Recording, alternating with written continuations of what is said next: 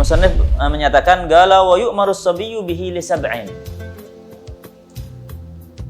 Untuk anak kecil yang masih belum baligh, maka wajib untuk diperintahkan berpuasa sebagaimana halnya diperintahkan sholat, diperintahkan untuk mempelajari, mengetahui syarat-syaratnya puasa, syarat-syaratnya sholat, syarat-syaratnya wudu.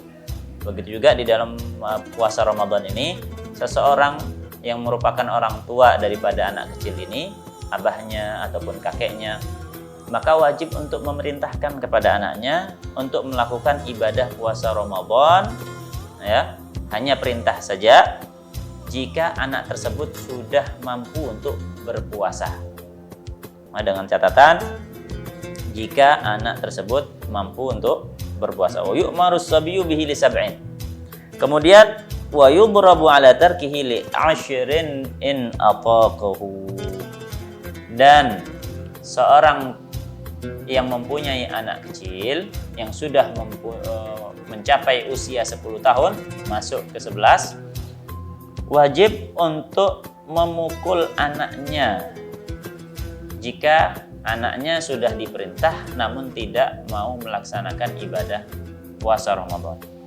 Tapi dengan catatan dipukul jika anak tersebut memang mampu untuk berpuasa. Jika tidak mampu untuk berpuasa maka tidak boleh dipukul. Dan syarat-syarat memukul di dalam agama Islam ini, di dalam mendidik anak ada syarat-syaratnya.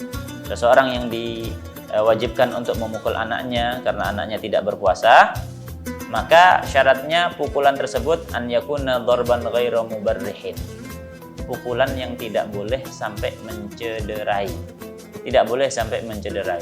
Tidak boleh sampai mematahkan tulang, tidak boleh juga sampai melukai daging. Ya, tidak boleh sampai melukai dia. Itu syarat yang pertama, tidak boleh memukulnya itu pukulan yang mubarrih, pukulan yang mencederai. Syarat yang kedua, pukulannya itu tidak boleh di bagian-bagian yang vital, bagi bagian-bagian tubuh yang rawan, nah, seperti kepala, wajah, leher, dada, perut, kemaluan. Tidak boleh memukul di daerah-daerah tersebut yang dikhawatirkan akan berujung kepada kematian, ya, walaupun pukulannya itu pelan. Jadi tempat-tempat tersebut, daerah-daerah tersebut yang ada pada anak tersebut tidak boleh dipukul. Kemudian syarat berikutnya, syarat wajib untuk memukul, syaratnya adalah an yanfa'ad darbu. Pukulan itu bermanfaat. Jika pukulan itu tidak bermanfaat bagi anak tersebut, dengan artian jika anak tersebut dipukul akan kabur dari rumah, akan lari, akan minggat dari rumah, ya, akan minggat, akan kabur dari rumah, atau tambah mokong, atau dia tambah membelot, maka tidak wajib untuk dipukul. Sebab ketika anak itu sudah keluar dari rumah, sudah tidak lagi dalam pantauan orang tua, maka tidak ada lagi yang akan mendidik anak tersebut. Maka anak tersebut nanti akan terdidik oleh jalanan, ya, bukan madrasahnya Rasulullah SAW yang akan mendidik dia, tapi jalanan yang akan mendidik dia. Maka syariat menyatakan syarat wajib memukul anak itu ketika anak tidak mau diperintah untuk sholat, tidak mau diperintah untuk melakukan ibadah puasa Ramadan jika dia mampu memang untuk berpuasa. Syaratnya itu sebagai berikut yang sudah saya sebutkan tadi. Yang pertama adalah pukulannya tidak mencederai. Syarat yang kedua, pukulannya bukan di tempat-tempat yang berbahaya, bukan di daerah-daerah yang berbahaya, bukan di kepala, wajah, dada, leher, perut, ulu hati, kemaluan, tidak boleh. Nah, kemudian syarat berikutnya adalah pukulan tersebut bermanfaat bagi anak tersebut. Jika pukulan itu malah akan membuat anak itu membangkang atau kabur dari rumah, maka tidak wajib untuk memukulnya. Nah, dalam suatu riwayat dicatatkan rahimallahu mura'an allaga sautan fi baiti. Ada suatu riwayat menyatakan Nabi SAW mendoakan seseorang yang mendidik anaknya. Sampai Nabi SAW mendoakan rahimallahu mura'an allaga sautan fi baiti. Semoga Allah Subhanahu wa taala memberi rahmat kepada orang yang menggantungkan cambuk di rumahnya. Maksud daripada menggantungkan cambuk di rumahnya ini bukan sebagai hiasan saja, tapi dia itu mendidik anaknya, mendidik keluarganya untuk melakukan taat kepada Allah Subhanahu wa taala. Ini mendapatkan doa dari Rasulullah sallallahu alaihi wasallam. Karena untuk membentuk suatu negara yang berakhlak, yang berbudi pekerti itu dimulai dari rumah. Nah, kalau satu rumah tarbiyahnya, pendidikannya sudah baik, maka insya Allah kampungnya baik.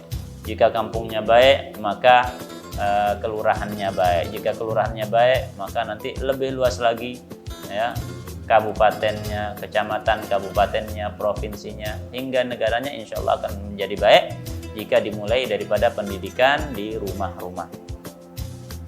Dan pendidikan itu seharusnya sesuai dengan syariat Nabi kita Muhammad SAW, yang mana syariat Nabi Muhammad SAW adalah syariat ajaran undang-undang yang sempurna. Tidak ada undang-undang, tidak ada peraturan yang lebih sempurna daripada undang-undangnya Rasulullah SAW, daripada undangnya sang pencipta dunia ini semuanya, Allah Subhanahu wa ta'ala. Kemudian gala faslun, fasal baru akan menjelaskan tentang siapa saja sih yang boleh untuk melakukan buka puasa sebelum waktunya atau tidak melakukan puasa sama sekali. Siapa saja yang boleh untuk buka puasa sebelum waktunya, ya, sehingga dia itu nanti harus qadha di bulan yang lain, atau dia bahkan tidak puasa dari awal. Nah, siapa saja ini akan dibahas nanti pada fasal ini. Gala wa yajuzul fitru lil maradil ladzi yubihu tayammuma walil khaifi minal halaki wali ghalabatil ju'i awil 'atashi walil musafiri safaran tawilan mubahan illa in tara as-safaru ba'dal fajri. Jihad fisabilillah seperti menuntut ilmu, perjalanan untuk menuntut ilmu, ya, seperti perjalanan untuk melunasi hutang misalkan, atau perjalanan-perjalanan yang sunnah seperti perjalanan untuk ziarah, untuk silaturahim, atau perjalanan-perjalanan yang mubah, yang diperbolehkan,